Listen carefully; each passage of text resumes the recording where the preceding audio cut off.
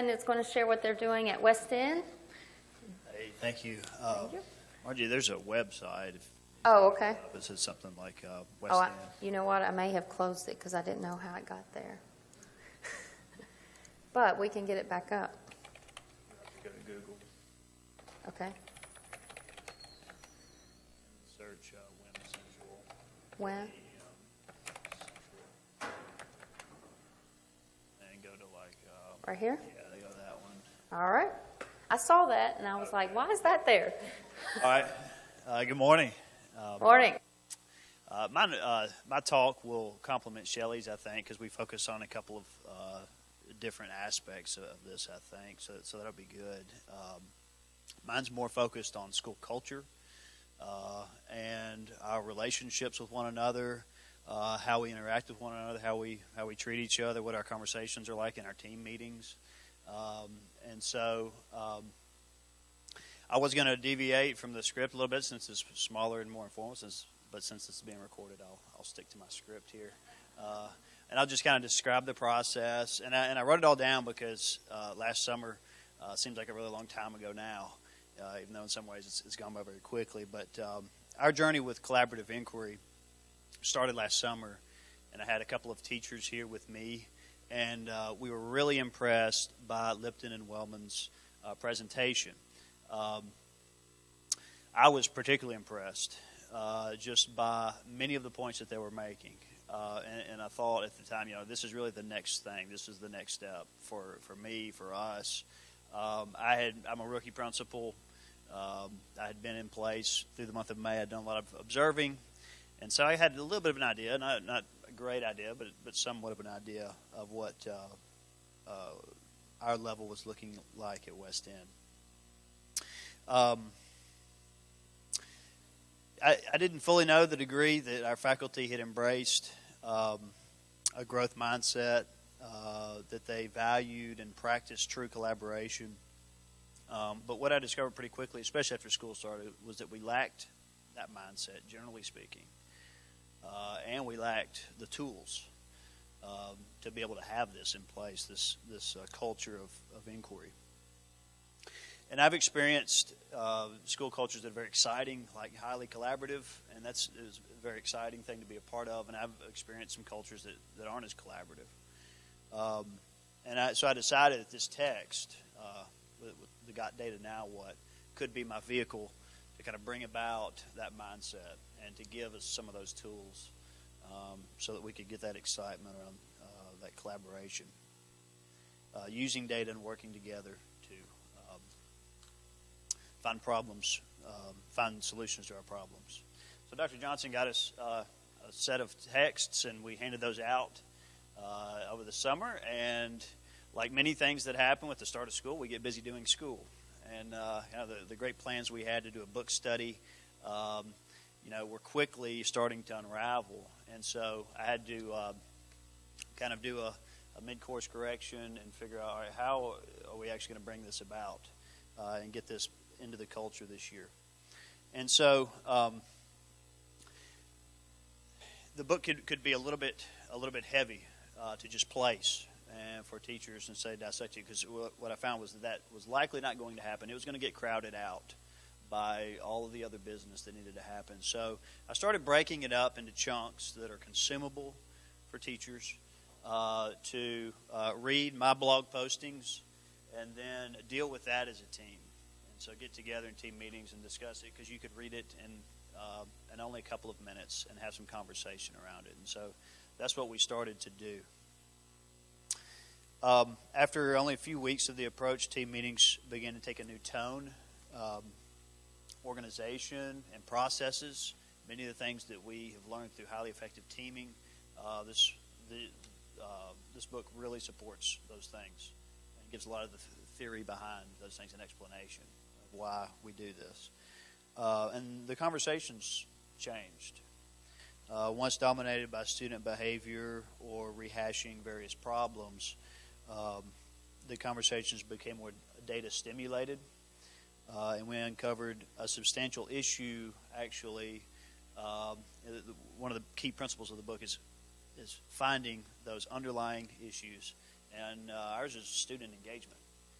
And so we developed an instrument, a walkthrough tool that's very brief, but it's a 6-point rubric. And we field tested this in January. And so the idea is to go into a classroom and within 2, 3, 4, 5 minutes, just give a snapshot of the level of engagement of the students. So primarily focused on them and what they're doing. So it's a great walkthrough tool.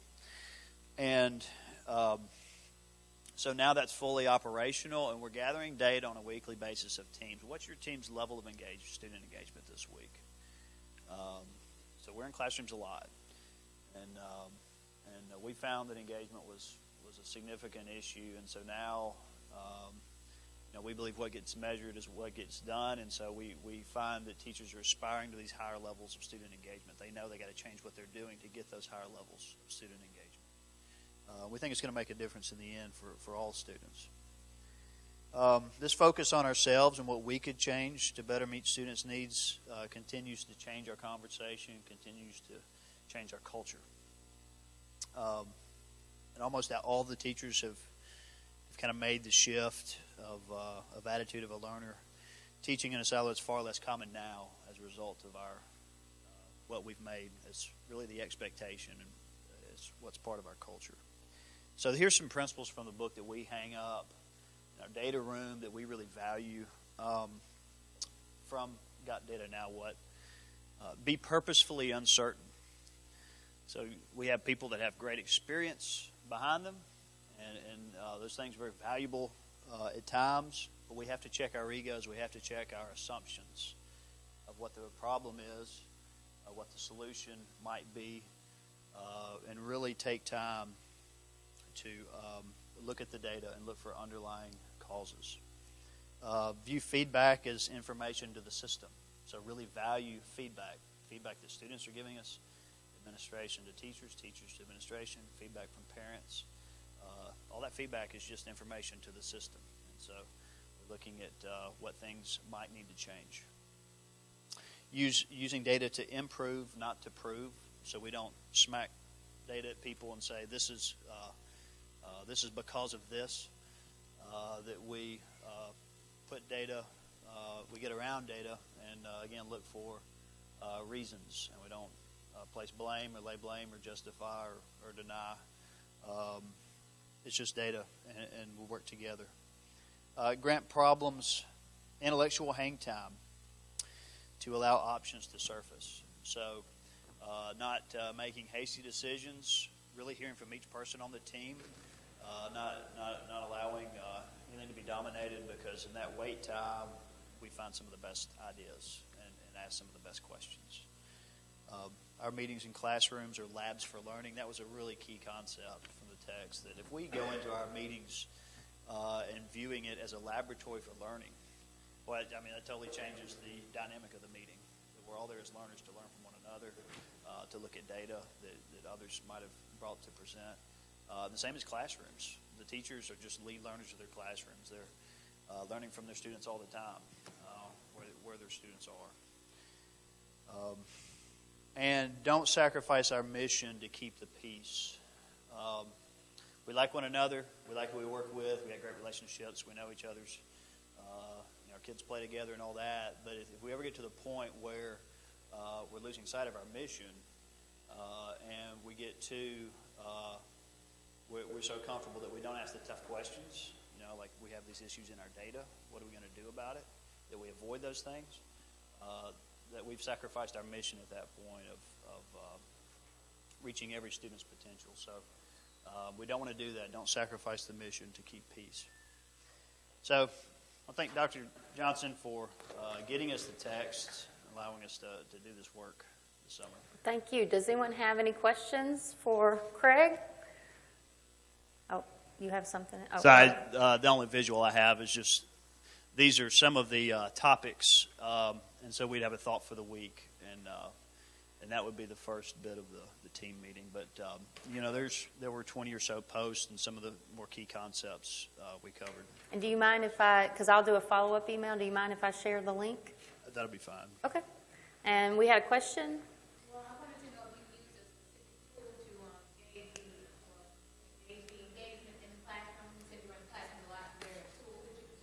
Yeah, I can share that tool, and I want to share it with anybody that's interested. But I want to give a lot of what we learned as we field tested it, because there was some really important stuff there.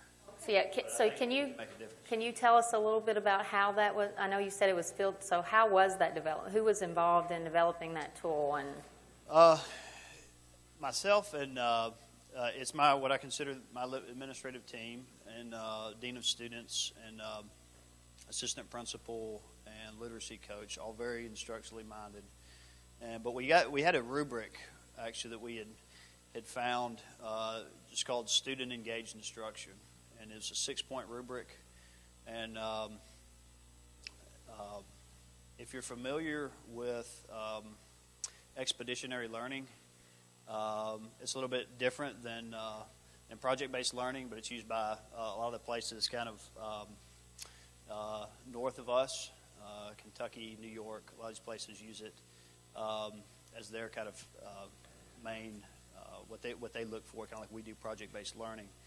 That's where that rubric came from, but we had to vary it a bit because it was a rubric, and we were going into some classrooms, and we saw some things happening in classrooms that we didn't feel like had a place on the rubric.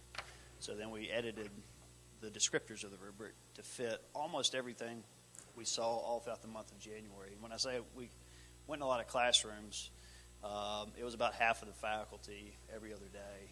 So it was a lot. So we got to see a huge range of the types of lessons that we see. So we got a place for everything on that rubric. But I will share the original rubric, and then I'll share what we came up with. And it's really got teachers focusing on engagement, which is it's a very good thing. And how are you gathering? On a daily basis, every class, every day. And so you have the walkthrough. So how are you gathering the data? Are you doing digitally or paper or what? A Google form. Okay. A Google form, very simple. It's got we select the level of engagement, and then a few other non-negotiables we have in terms of looking for learning targets and unit context and literacy incorporated. Just some yes or no questions, but the level of engagement's been significant. And we feel like there's probably privacy issues with posting everybody's scores, and so for now, what we decided to do is post the team's average for the week. That way, there's not a name with the data. It's data for a team, so you don't know individuals. But any other questions for him? All right, thank you.